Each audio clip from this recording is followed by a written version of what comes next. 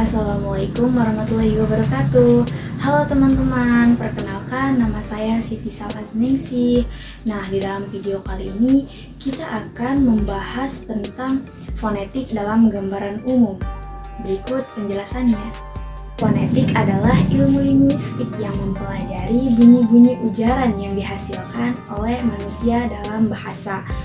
Nah, lebih lanjutnya, fonetik merupakan bidang kajian ilmu pengetahuan yang menelaah bagaimana manusia menghasilkan bunyi-bunyi ujaran, menelaah gelombang-gelombang bunyi bahasa yang dikeluarkan, dan bagaimana alat pendengaran manusia menerima bunyi-bunyi bahasa untuk dianalisis oleh otak manusia.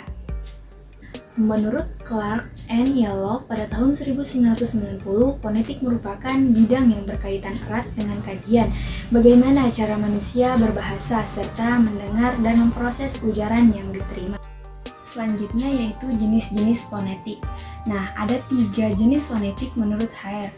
Nah, diantaranya yaitu yang pertama ada fonetik artikulatoris, yang kedua fonetik akustik, yang ketiga ada fonetik auditoris. Berikut penjelasannya. Yang pertama yaitu fonetik artikulatoris yang mempelajari mekanisme alat-alat ucap bekerja dalam menghasilkan bunyi ujaran dan bagaimana bunyi-bunyi itu diklasifikasikan. Berikut adalah beberapa alat artikulasi yang digunakan dalam menghasilkan bunyi bahasa. Nah, diantaranya ada paru-paru, batang tenggorokan, pangkal tenggorokan, pita-pita suara, krikoid, tiroid, aritenoid, dinding rongga, lidah, gigi, dan bibir. Nah, di antara banyaknya alat artikulasi, di sini saya akan menjelaskan satu alat artikulasi, yaitu alat artikulasi lidah. Nah, lidah merupakan salah satu alat ucap yang digunakan dalam menghasilkan bunyi bahasa. Nah, contoh bunyi bahasa yang dihasilkan oleh alat artikulasi lidah yaitu diantaranya ada alveolar.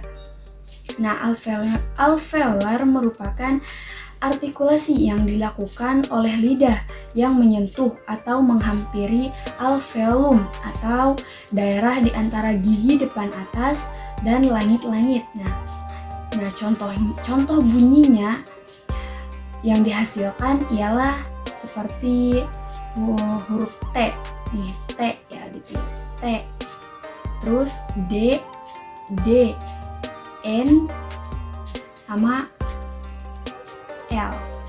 Nah, yang kedua yaitu fonetik akustik yang mempelajari bunyi bahasa sebagai peristiwa fisik dan menyelidikinya dari segi frekuensi getaran, amplitudo, intensitas, dan timbre atau kualitas bentuk suara.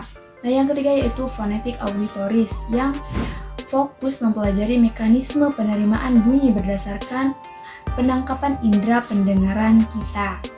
Selanjutnya, ketidaklancaran berujar yang terkait dengan kajian fonetik.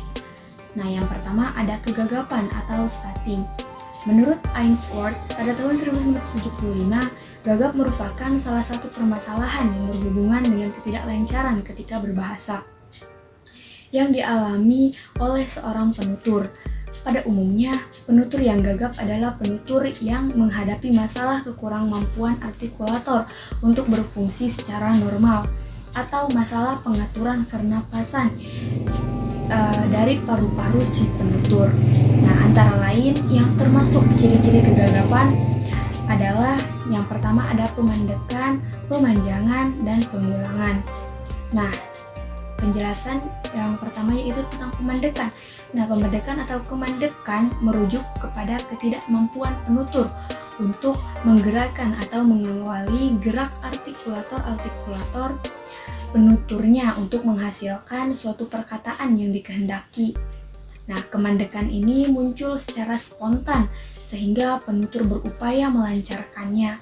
Upaya penutur untuk memaksa.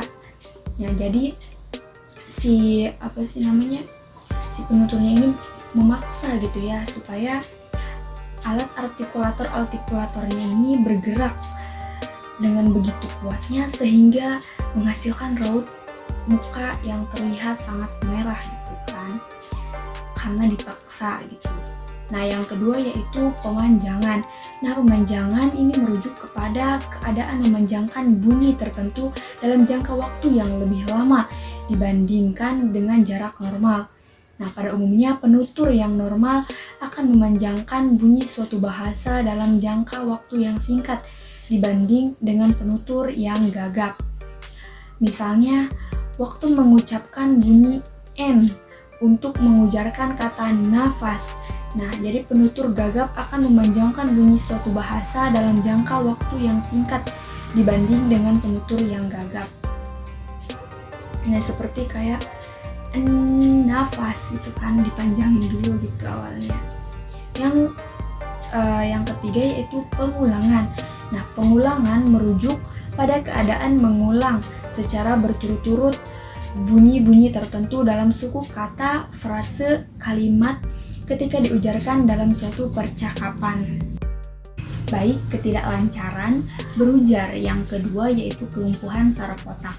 Nah, istilah kelumpuhan saraf otak merujuk pada kecenderungan di bagian tengah sistem nervus otak manusia yang mengakibatkan proses arahan dan perpindahan dari otak ke saraf penggerak yang mendorong anggota tubuh sangat lemah tidak berfungsi. Ketidaklancaran ini berkaitan dengan keadaan pernapasan yang tidak normal dan berdampak aliran udara yang diperlukan ketika menghasilkan bunyi bahasa, penyaringan, dan kejelasan suara dan kemampuan gerakan artikulator penutur. Nah, yang ketiga yaitu belahan langit-langit mulut. Pengertian belahan langit-langit mulut ini merujuk pada keadaan terbelahnya atau merekahnya langit-langit mulut penutur. Belahan atau rekahan langit-langit mulut ini bisa terjadi pada langit-langit keras, langit-langit lunak, atau bisa saja keduanya. Walaupun dioperasi, hasilnya tidak akan sempurna seperti penutur normal. Nah, yang keempat yaitu rusak pendengaran.